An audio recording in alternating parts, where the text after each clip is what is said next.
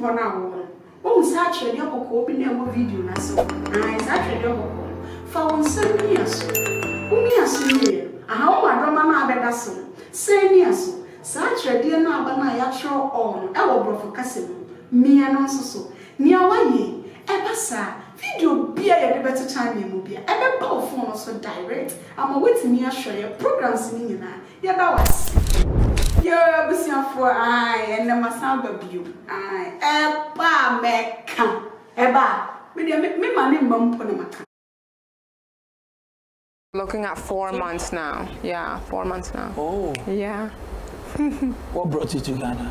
So I got married in Ghana in May. Oh. So I got married in May, and then I went back home over the summer to pack and prepare to move here for the fall. Married to a Ghanaian? Mm-hmm. Oh, I can see you are happy. I'm so happy. So you are Mrs. what? I'm Mrs. Hall. Mrs. Hall. Uh-huh. Okay, Mrs. Hall. So they have it with me, Mrs. Hall. Talking about you being in Ghana, definitely I'm going to ask you how you met your husband and all that. Is it through social media? Tell us about. Yeah, so I'm gonna keep it brief, but we met through a mutual friend. So my friend lives in the States, but she's here from Ghana. So we met like that through a mutual friend. But I am writing a book, an ebook, so I can explain my story of how we met and kind of that 1 year process of us finally getting married. Oh. Yeah. I see. Your friend linking you, mutual friends. Yeah. That's nice. But this is your first time coming to Ghana? My second. Oh, so second time. So that's why I think the book is going to be so instrumental, because the funny thing is that we had a year of talking, and the first time we actually met physically was when we got married. Oh, so when you actually met first, then you got married straightforward? So we talked for one whole year. You were talking for one whole year, you know. But what happened was, I was supposed to come before then, but because of my job and the situation, it didn't work. I was supposed to come in December, and then it didn't happen. So we already planned that we was going to get married for May, and then that was the next time that I had off. So that's how it But was. it's serious. You never met before. Communication, testing, talking on phone. Then you just met once and then you got married. But it's perfect because I'm happier than ever. It's the best decision I could have ever done. And we knew from the first time we talked, and it happened by accident. I'm telling you, the book is going to be amazing. It really happened by accident. And I didn't think anything was going to come out of that, to be honest, and yet here we are married. Wow. I see. Okay, so someone will ask, or me asking you. Sure. I mean, your first time coming to Ghana, you met the guy, someone recommended you, or someone linked you, and you guys been talking and all that. But how did he convince you to come to Ghana? Because you've never been to Ghana before. Yeah. What did you know about Ghana? What did they tell you about Ghana and all that before? You said, "Mom, let me go to Africa. Let me come to Ghana." That is a question I get all of the time. They ask me, before, and to be quite honest with you, before my husband, I didn't know much about Ghana. I didn't know much about Africa, so I'll be very transparent with that. So it was after we got married here in May that I got more of a sense of what Ghana's all about, what Africa's all about, and if I wanted to be here, Back in the States, do you live with your family, like your parents or siblings or something? I don't live with them. Okay. No, I have my own place, but they definitely live around in the same city, for sure. So when you told them that, hey, I got a friend, I want to visit Ghana, what did they tell you?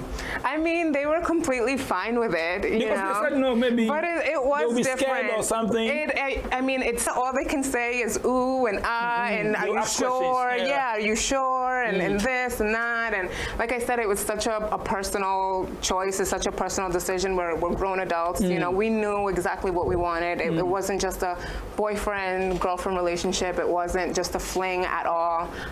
So we knew we wanted to get married, to the point that I'm living here, So I can see you're happy. I am. Okay, so you first came to Ghana. When you got to Ghana, you met him. Tell me about it. I mean, you guys have been talking on phone and testing and all that. So when you finally got here and you met him, it was really surreal, and it was everything that I expected. The way that we talked on the phone, it wasn't just 1 or 2 hours a day. We would always talk on the phone. We would sleep together. He did a lot because the time difference is 4 to 5 hour time difference. So he did a lot. He stayed up with me all the time. So you don't allow him to sleep? Not at all. Not at all. You always want that tension. Hey, what's up, baby? Where are you? Where are you? But that showed his commitment as well. So we were the key word of our relationship is commitment. Everything from what happened from work, job, school, we was always committed to each other. So. But what did he do that convinced you that this guy, Charlie, this guy is a good guy, I need to come see him? I mean, like I said, he was very, very committed. But I think, when you're... Is committed? Is it like the communication? He has time for you, talking to you always and all that? Because we both really loved each other. It wasn't infatuation. It wasn't that I just wanted to experience Ghana or a Ghanaian man. It wasn't anything like that at all. We both genuinely fell in love with each other's souls. And at this point, we were both on the same page about everything, about life, about marriage, about kids, about work, about living. Everything was the same. So we knew what we wanted. So it wasn't just, the commitment was really what it was. We both knew that we wanted each other. Wow. I saw an article circulating, like I said, that American lady sold her house, properties, cars, and everything to Ghana to marry a Ghanaian. I mean, when I saw something like that, I said, let me ask you, so is it true? You sold everything? So, yes and no, Yes and no? Yes and no. Which is which? I left everything behind, so I did sell my car and I did leave my job behind. I didn't own a house. I rented a house, so I didn't have to sell it. That part I didn't have to do. But yeah, I did have to leave everything behind to come here. Yeah. You quit your job? Sold my car. You sold your car? Packed up my things. And then you decided to come? To come here. Wow. Are you not going back again? I mean, for right now, Ghana is home. Oh, you said Ghana is home. Ghana's home right now. Wow. Yeah. Okay, you've been in Ghana, you met him, you guys married. How is Ghana? I mean, Ghana has been great, to be honest, and this is like a testament to you guys. When I got here in May and got married, it's when I got sold that I wanted to live here. I came here for the first time, and I already knew, if I need to be here to be closer to my husband, then I'm going to do. So if your husband says, okay, let's go back to the States, I want to go to the States with you, let's go stay there, will you go? I mean, if that's what it calls for in the future, if that's the option that we have, I mean, anywhere's home with him, right? Wherever we're together, anywhere's home. So right now, Ghana is the place to be. But in the future, who knows? Wherever we land. What do you love about Ghana? Honestly, I've been Aside, your husband is there. Apart from your husband, what else do you love about Ghana? To be honest, what I love about Ghana is the freedom. Freedom? Yes. I feel like compared to the Western world, everything's so structured and every minute is accounted for. You don't have a second to breathe. I feel like when I'm in Ghana, I can just take a second for myself, breathe, move at your own pace, and everybody's just so relaxed. Here you don't really think about or hear people with mental health, depression, and suicide, and gun rates, and all things like that. That is very prevalent in the Western world because people just don't have a second to relax and breathe. Is it because of the pressure? It's pressure, and it's renting. You pay your rent. You pressure. You have to go and pay rent. Many different bills, things. A lot of bills and all that. There's so many different things. There's. I don't even know how to explain it. All I can say is that every minute is accounted for. You always have something to do. There's always something to pay for. There's always something that you have to get ready for, and you just don't have a minute to truly just be like, what do I want? What are the things that I need? Because everything's a responsibility. And what else? Ghana. What else do I love about Ghana? I love the people, the music. There's always music around. I'm always vibing to the music. It's just it's an awesome atmosphere. I think the atmosphere and the nature, the music, the people, the culture is healing. I really believe that Ghana, for me anyway, it's very healing. I feel very at peace. What about the food and Tell me the places you've been to and all that. So I know my TikTok followers always like ask me when am I gonna try the Ghanaian food and local dishes, but I eat chicken and French fries. That is just what I eat. I am the No worst. banku, no fufu. You have to try it. You married to a Ghanaian. I know. So what do you cook for him? Not that.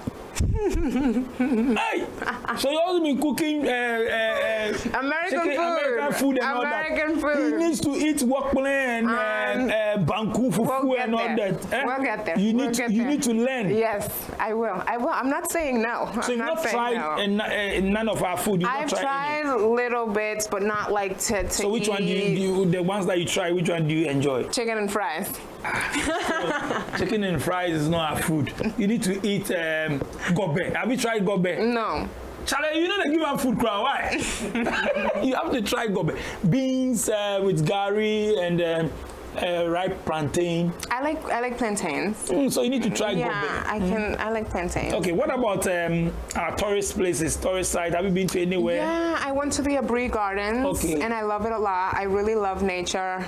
That is something I really enjoyed a lot. I've been to a few of the hotels around for our honeymoon. We went to Nshorna, somewhere in Pram Pram. Okay. Yeah, and it was a nice little like cabin in front of the beach. It was great. So I've seen a lot of different sceneries.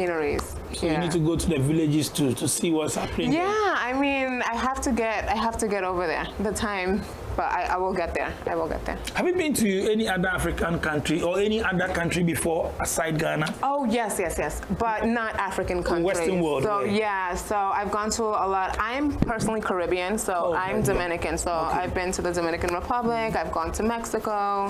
I've gone to Canada. I've traveled to different states in the States. So definitely more in the Western Hemisphere.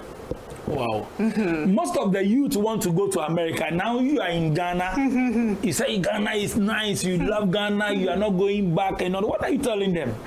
I mean, all I can tell you is balance. You know, everything is about balance and there's a give and take, you know. I think that if the youth go with a plan, you know, I can't speak for anyone, but they're probably just gonna make some money and come back home. You know, I think that's probably what they're gonna do because the lifestyle is completely different than what it is here. Now we have more of the people in abroad, diasporans coming to do business. They come to visit. Oh, okay. Yes. Charlie, Mr. and We already knew what we wanted. It wasn't something that we had to wait for. We had something small and beautiful. We had it at Villa Monticello, and it was gorgeous. It was just what it needed to be. It was a lot of his friends and family, and then my family got to see it through video. Yes, so they got to see everything and be a part of it back home. are you bringing them next time? Are you inviting them to come see here? Yes, I know that. I mean, my parents, I'll probably have to force them to come because they're a little older, but definitely my brothers and my cousins, you know, my cousins, the younger generation are very excited. They're definitely one of the people that see the social media and they're excited to come. You need to bring more Caribbean ladies. You are beautiful. You bring them so that the Ghana guys can look sharp.